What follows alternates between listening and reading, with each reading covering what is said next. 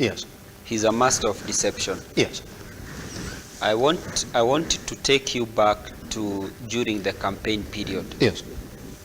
Azimio ran a very successful propaganda against the deputy president, who was then the running mate. In fact, at one time there was a trending hashtag, "Give him the mic," because every time the thing is the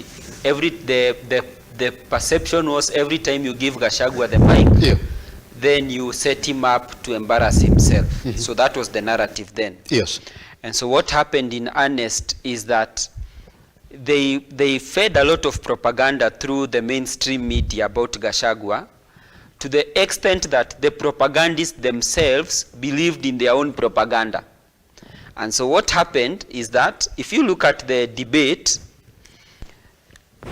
Azimio typically went to the debate unprepared, because to them, Martha Karua was going to be a walkover to the deputy president.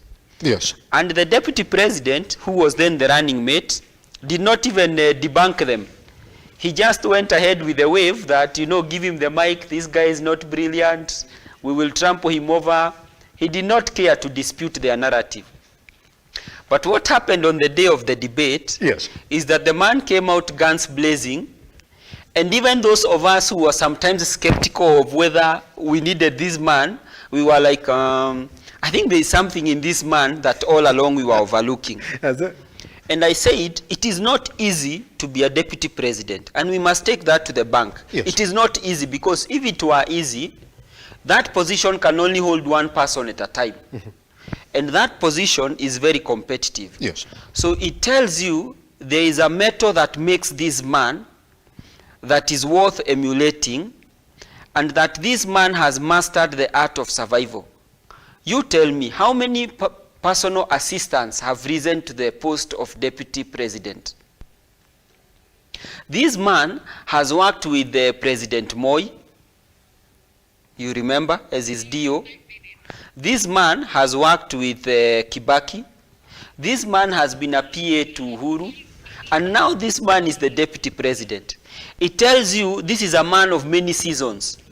He has understood the art of camouflage and the art of political survival to get where he is.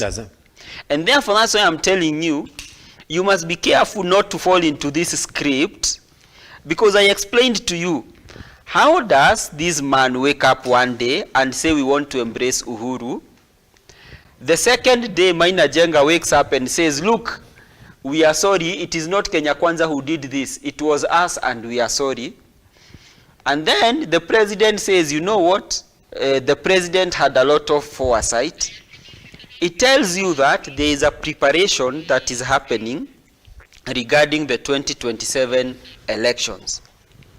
Now, as to whether the deputy president is able to marshal his troops, because he really needs to actually, and I can tell you it's not easy. Yes. And it's not easy because there are 3 events that have happened in Mount Kenya in the recent past that even me sometimes when I look at them, I am a bit concerned. There are three events that have nothing to do with the deputy president, but that clearly show that he needs to rally the people behind him. One of them was a launch by a popular musician in Ruiru. The next one was in Keno Muranga during a stadium. And the third one was also in Ruiru. And in all those 3 events, the key rotating factor was Maina Jenga, to an extent that even before the Kenya Kwanza politicians spoke, they had to speak with the intervention of Maina Jenga. Now that should concern any person who wants to be a kingpin, because it tells you that a majority of the young people are being marshaled by someone else, and this is a block that you need to be part of your becoming a kingpin. But that is not to say that the man does not understand times and seasons and what it takes for him not only to remain at the helm, but to also make a stab at the presidency in 2037. How old will, how old will, 2032. how old will we be? Dr. Mangi,